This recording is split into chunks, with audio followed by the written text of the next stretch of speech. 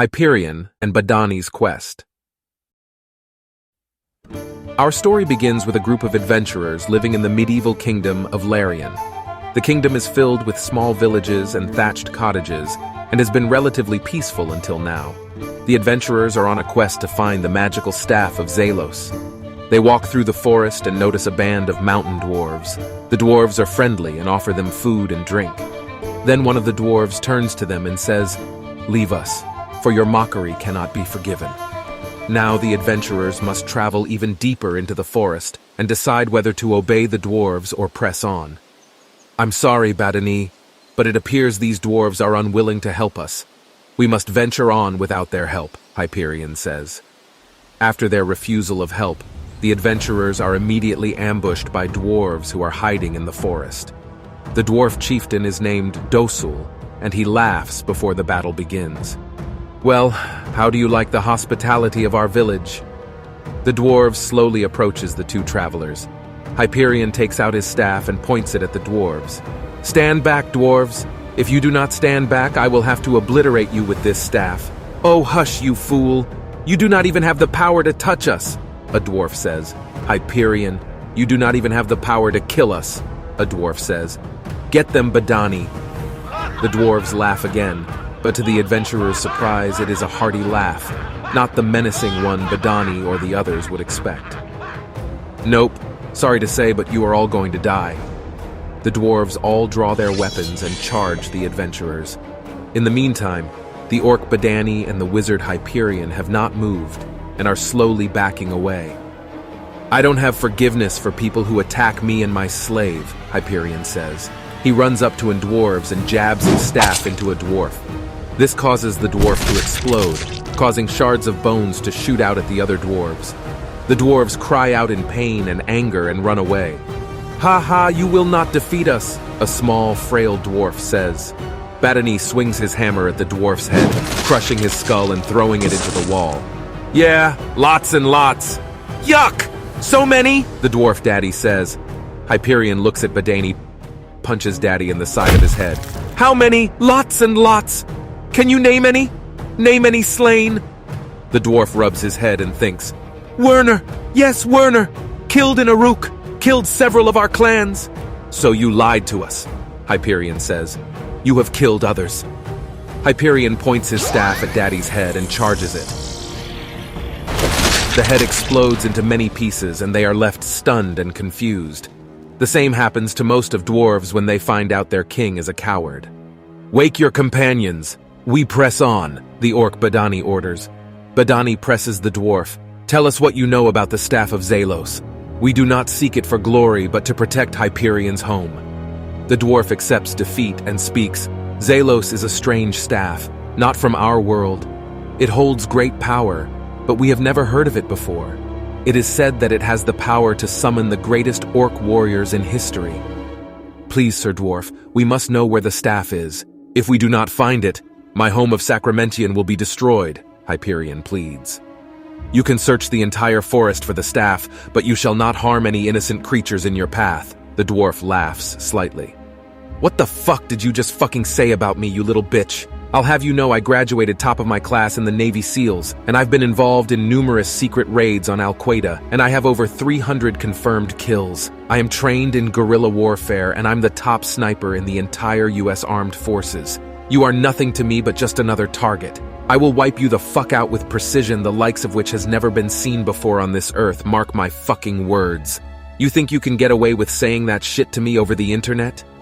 Think again, fucker. As we speak, I am contacting my secret network of spies across the USA, and your IP is being traced right now, so you better prepare for the storm, maggot. The storm that wipes out the pathetic little thing you call your life. You're fucking dead, kid. I can be anywhere, anytime, and I can kill you in over 700 ways, and that's just with my bare hands. Not only am I extensively trained in unarmed combat, but I have access to the entire arsenal of the United States Marine Corps, and I will use it to its full extent to wipe your miserable ass off the face of the continent, you little shit. If only you could have known what unholy retribution your little clever comment was about to bring down upon you. Maybe you would have held your fucking tongue. But you couldn't. You didn't. And now you're paying the price, you goddamn idiot. I will shit fury all over you and you will drown in it. You're fucking dead, kiddo, Hyperion says. Baddanie laughs slightly. Didn't I tell you? This earth is a cruel place. The weaker creatures die off and the strongest survive. There is no honor among the savages. Bravo. That was a great performance, especially considering the circumstances. I am impressed. The dwarf accepts his praise and says, Thank you, sir. The dwarf replies, However, you forget that I know your secret. Baddanie looks like he is thinking about how to reply to that confession, but decides to remain silent. What secret might you be speaking of? Hyperion inquires, curious as to what the dwarf could possibly have on either of them. Your relationship with Hyperion himself. Yes, I have seen your nightly sessions of intimacy. Baddanie seems incredibly embarrassed and shrugs it off as a normal relationship. Hyperion became filled with guilt and rage. He understands that it is beneath him to engage intimately with an orc. He yells under his red cap to his servant, Let's go, Baddanie! Baddanie springs forward into action and kills the dwarf. Baddanie is sad, because he knows that the dwarf had so much more to say. He doesn't have the strength to beat Hyperion, and knows that he'll be killed if he fights him, but he still has a duty to his tribe to protect them. Baddanie, you slave, I command you to attack the rest of these dwarves, Hyperion commands. Baddanie, the poor slave that he is, attacks the dwarves, ripping them apart with deft brute strength.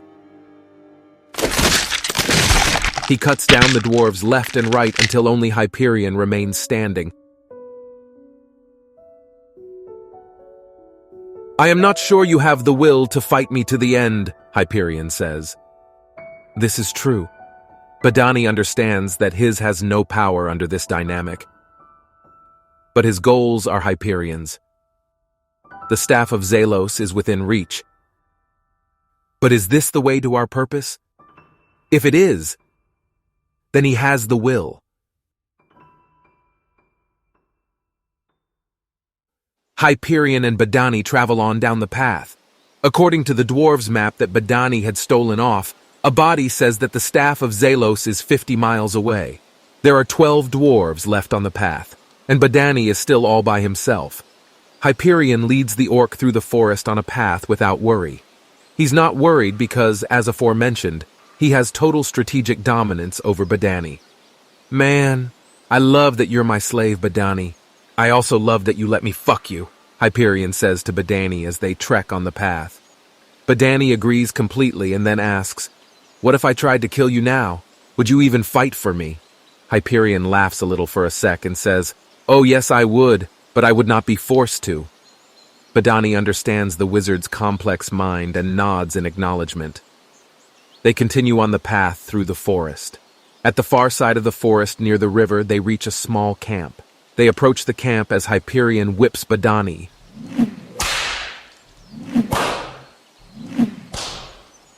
Baddanie accepts it since he's nothing but a slave and understands that it isn't worth putting up a fight.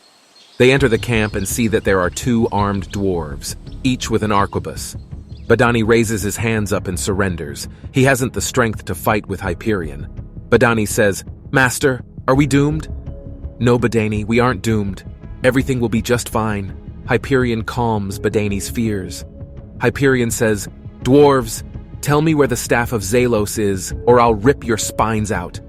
The dwarves turn to Hyperion and say, Please, Hyperion, we both know that if we can find the staff of Zelos, the world will be ours. Please admit it, we both want to rule the world. The dwarves smile evilly and hold steady. Hyperion grabbed the dwarf by the throat. Do not assume I have selfish intent, imp. Hyperion says as he destroys the dwarf's throat.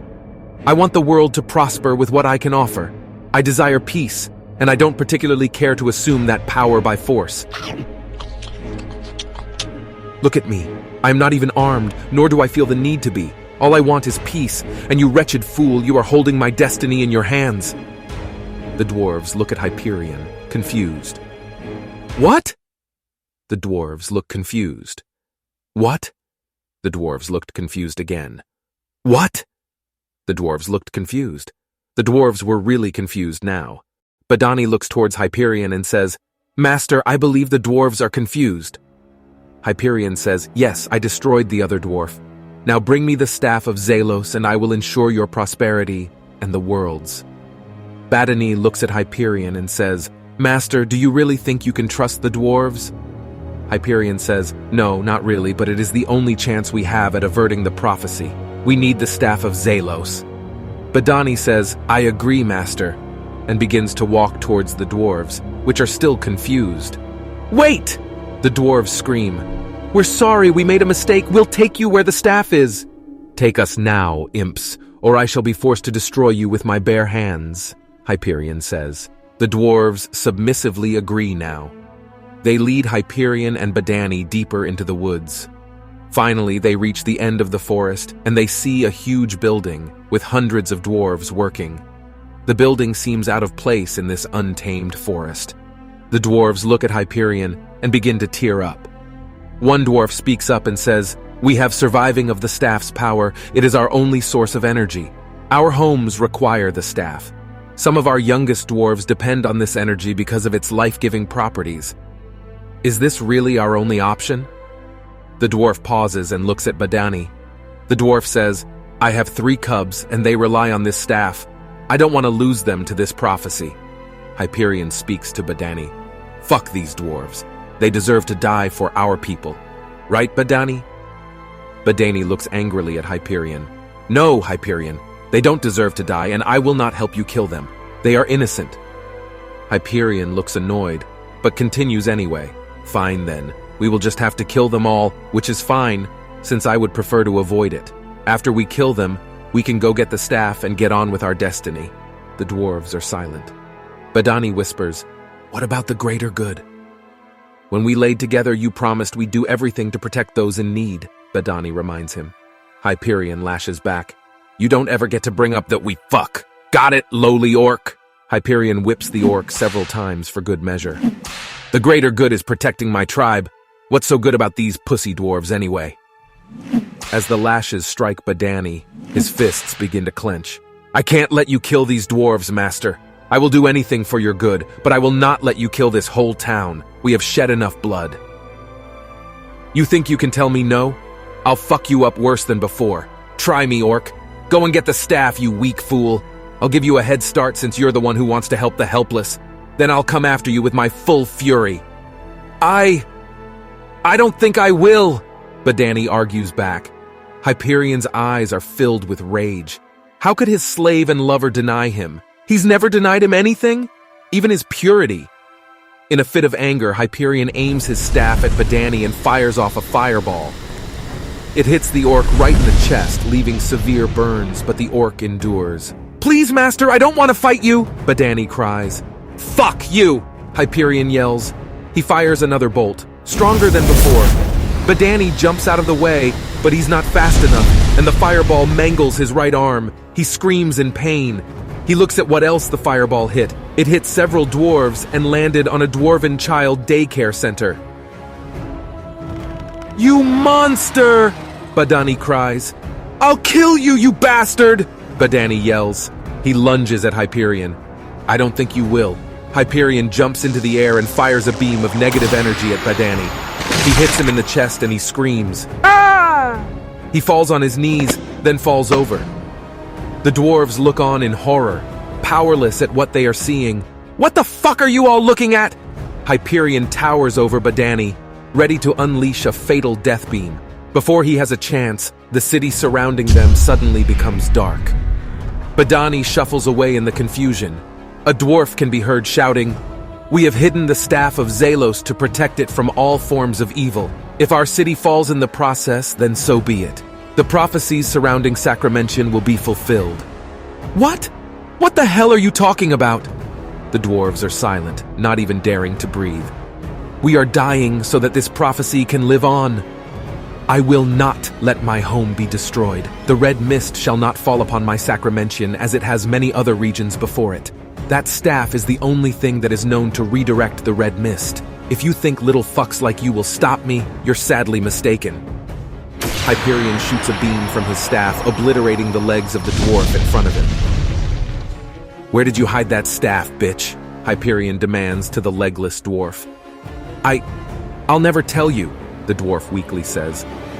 Ah, pity, Hyperion says as he drops the dwarf to the ground. The dwarf lets out a yelp of pain before Hyperion crushes his skull with the heel of his boot.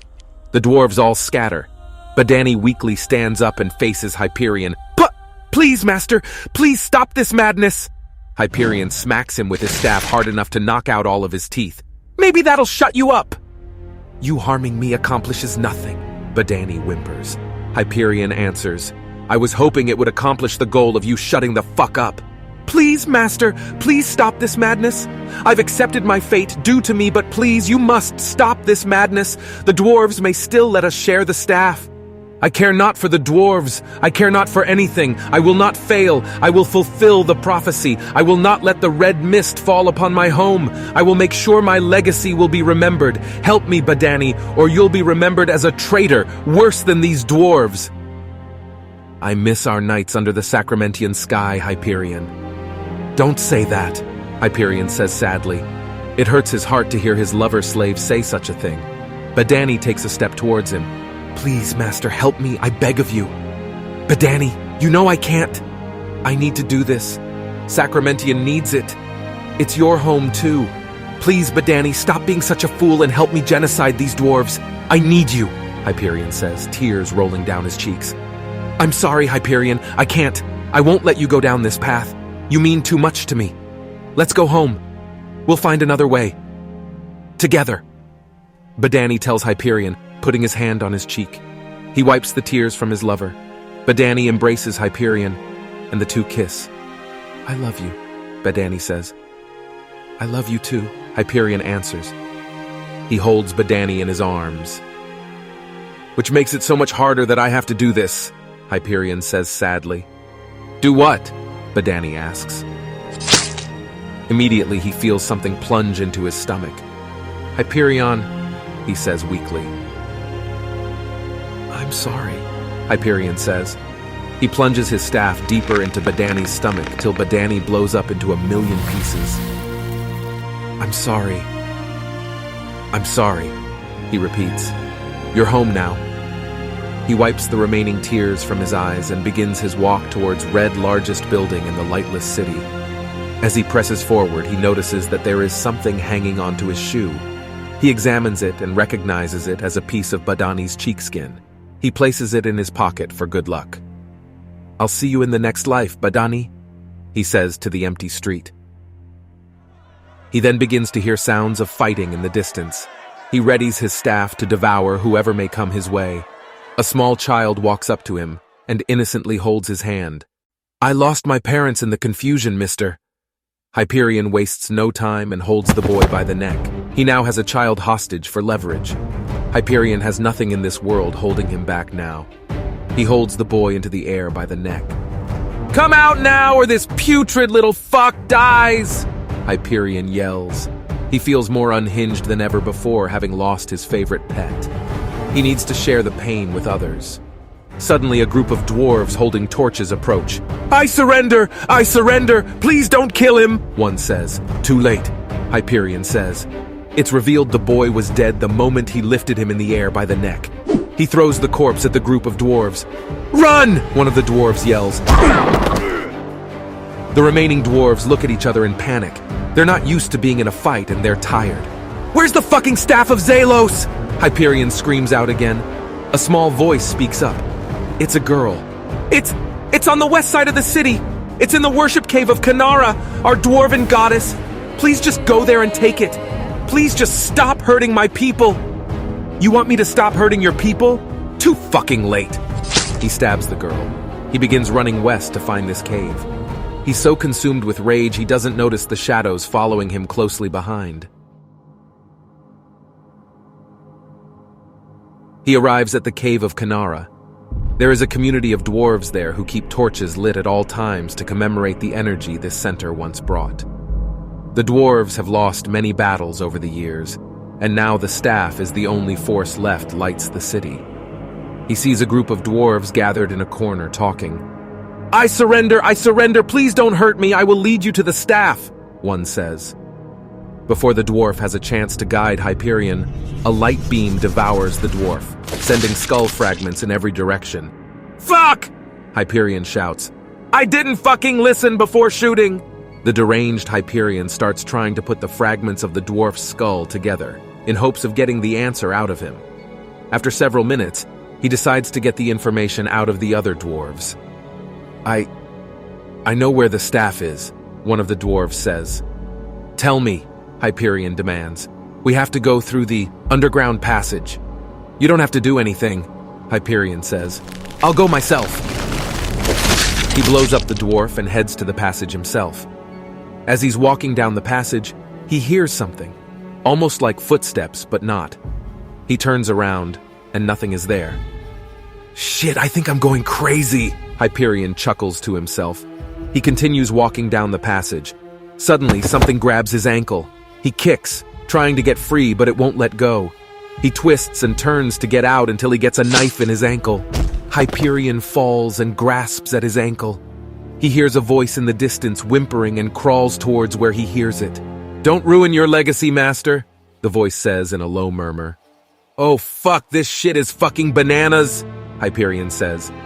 He looks around and spots the source of the voice. It's a tiny little dwarf in the corner of the cave. You! Hyperion says. I'm so sorry, sir, the dwarf says. I thought I could imitate your lover-slave and convince you to leave us alone. We found the staff after our precious Kanara was defeated in battle and her skull went in every direction. I understand you. We are also just trying to survive. I'm nothing like you, Hyperion yells. First off, I'm not a filthy dwarf. The dwarf tries not to react to the racist comment. Second, I'm still alive, Hyperion says. What? The dwarf says. Hyperion kicks him down the flight of stairs. The dwarf lays at the bottom, broken and unable to move. Hyperion jumps from the stairs and lands directly onto the dwarf, causing his body to turn to mush. See? Hyperion says. I'm alive! You're dead! That's how life is! Hyperion walks further into the cave when he stops. He feels an energy unlike anything he's ever felt. I must be near it! I can feel it! The energy of Boethiaka is emanating through that crevice. He gets onto his knees and crawls through the cave. He stops and listens. He hears the energy. The staff is inside. There's a small and deep passageway that he needs to go through to enter this holy of holies. Hyperion makes his slow descent. As he goes through the tunnel, he finds a staircase carved into the rock. The steps are small and designed for dwarves. His large frame leaves cracks on every step. He laughs. Fuck the red mist! Nothing is gonna stop me now. As he gets close to the small passageway, the energy gets stronger and stronger. It's getting stronger, I can feel it, Hyperion says. He arrives at the small passageway, and he sees a door with a strange symbol on it. He leans in close to read it. The symbol is simple, 2 overlapping circles with a line through them, and the words, "With great power comes great responsibility." Hyperion laughs again. He reaches his hand toward the door and pushes it open. A blast of red light bursts through the door, knocking Hyperion to the ground. He gets up and readies his sword to fight. He sees a strange being sitting on a throne. Who dares enter my throne? The voice booms. It's so loud it overwhelms all of Hyperion's senses. My name is Hyperion. I've come for the staff of Zalos, he says weakly. And what do you plan to use my staff for, little man? The voice says. The volume of the voice is causing Hyperion's ears and nose to bleed. He wipes the blood from his face. I need it to save my home. Sacramention is going to die by the red mist. I need to stop it at all costs, Hyperion yells. You fool. Red mist can't be destroyed. You were fed a lie. Your home is dead. F. Fuck you! Hyperion screams. He lifts his staff and fires into the darkness. Nothing happens. You dare? The voice yells. I dared! Hyperion yells back. And I will dare again! Please! I need to save my people! Please!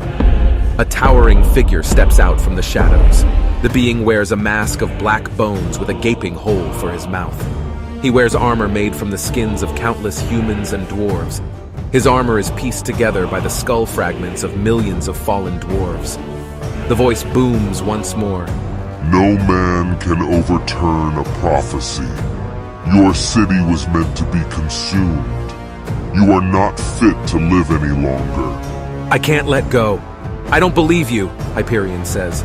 The being laughs. He places the staff at Hyperion's feet. Hold the staff, small being. Hyperion shouts, "Fuck yeah!" But his hands seize up as they make contact with the staff. He lets out a roar and grasps the staff as hard as he can. He feels the energy build up in his body. He feels himself transported into the other realm. Hyperion is disoriented as he lays on the floor. He weakly gets up and realizes that he's not on the ground at all, but floating in the sky. He sees that he's no longer in the cave, but in front of a giant red hurricane. Is that? Hyperion says. What you see before you is the red mist. The voice echoes through from the heavens. By the gods! Please! You see what I'm up against! I need to stop this before it destroys my home! Please! Hyperion cries. Foolish mortal. Don't you understand what you're looking at? This is your home. You are too late. The voice tells him. Hyperion is frozen. Anguish shoots through his body, bringing him to his knees. No, it's not true! No, you're lying! You're wrong! He cries. The Sacramentian Republic is done. You are now king of the Sacramentian Empire. Enjoy your crown of ashes. Hyperion begins to cry uncontrollably. As the tears flow from his eyes, Hyperion shouts at the voice. Kill me already! Take me away from this god-forsaken reality! Let me be at peace! Let me go home! He reaches for shred of Baddanie's skin, but it is no longer with him. It was lost in the mist. The voice of Zalos booms once more. Fool, you do not deserve rest. For your hubris, you will live to see suffering. You will become suffering. Hyperion watches in terror as his hands and legs morph to become one with the red mist. He must watch for eternity as his own body destroys what was once his home. After 100 years or so, the red mist begins to fade. Hyperion begins to cry once more. He cries for the city he can no longer save and for the suffering he is about to endure. As the red mist fades, so does Hyperion and all of his glory. He is no longer a force of nature, but just another dead soul in the vast expanse of eternity. End.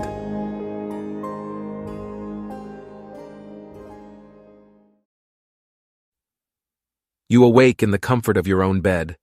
That dream was fucked up,